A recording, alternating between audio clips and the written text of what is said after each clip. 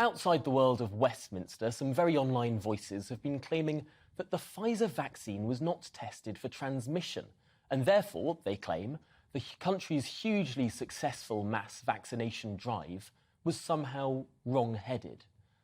But these voices are wrong. They're reinventing history.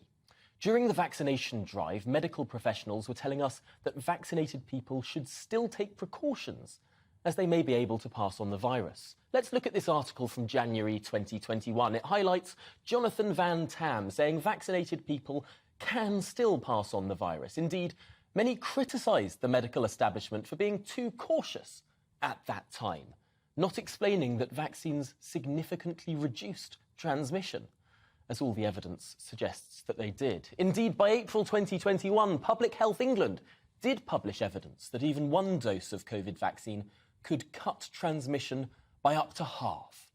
In short, as is not controversial in the wider public, vaccines work.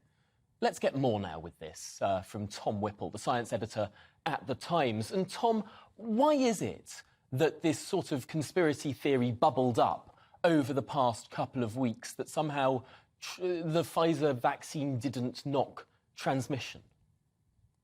Yeah, it was slightly bizarre for people who were there at the time and reporting on this. A Pfizer executive was asked a question in the European Parliament and replied by saying that no, they hadn't tested the vaccine for transmission, which was absolutely true. You know, it was just a reiteration of their trial protocol. What they did was they looked to see if it would stop infection in people, and it did. And it's very hard to see how, until you've got population scale stuff, you could check transmission, which is the idea that, very loosely speaking, it's the idea that if you get vaccinated, you're also protecting other people. And that's obviously why it was so controversial, because it's the idea that this isn't just a personal thing, this is something that might matter for public health. But yeah, they didn't test it because they couldn't test it. And it's very hard to see how they could. But at the time, people were saying, well, look, obviously this is going to have an effect on protecting other people. Because if you're not infected, you can't pass it on.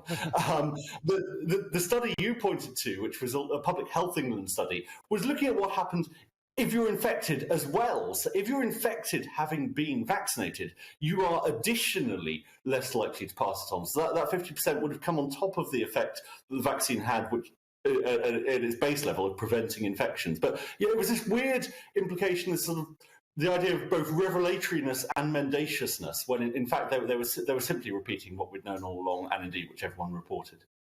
Yes, it's peculiar that this sort of one offhand comment from one executive from the company is taken as gospel or extrapolated to mean much more than what it was said, than everything else, the countless studies, I suppose, the medical establishment. And maybe that's the issue here. Potentially, people are more likely to want to believe one little clip they've seen online than the entirety of the medical establishment, because it is coming from the medical establishment. Is there an issue there in terms of science communication, in terms of what people almost want to believe?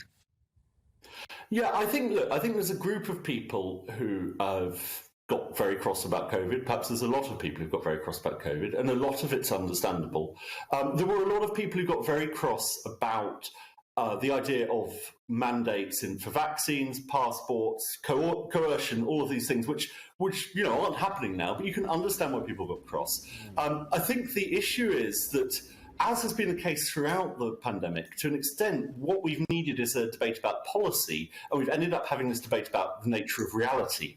And it's perfectly possible to believe that we shouldn't have vaccine passports, which, by the way, we don't, and still believe that the vaccines had an effect on transmission, and also believe that when they were first tested, they were tested for the prevention of infection. Because if you look at the trial protocol, in the original trial, only 8 people who were vaccinated also got infected. There is simply no way that you could conceive of that you could test this as a transmission-blocking vaccine at that stage, and they didn't. And then, of course, the wider population tests came later, for example, through Public Health England, that did show those transmission reductions as well. So in those two ways, as you were saying, the vaccines did. I suppose things do muddy the water now with Omicron and the more transmissible versions of this virus. But I'm so glad, Tom Whipple, that you could make the time this morning to help clear that up. Really important public service journalism there. Thanks for joining us on The Briefing.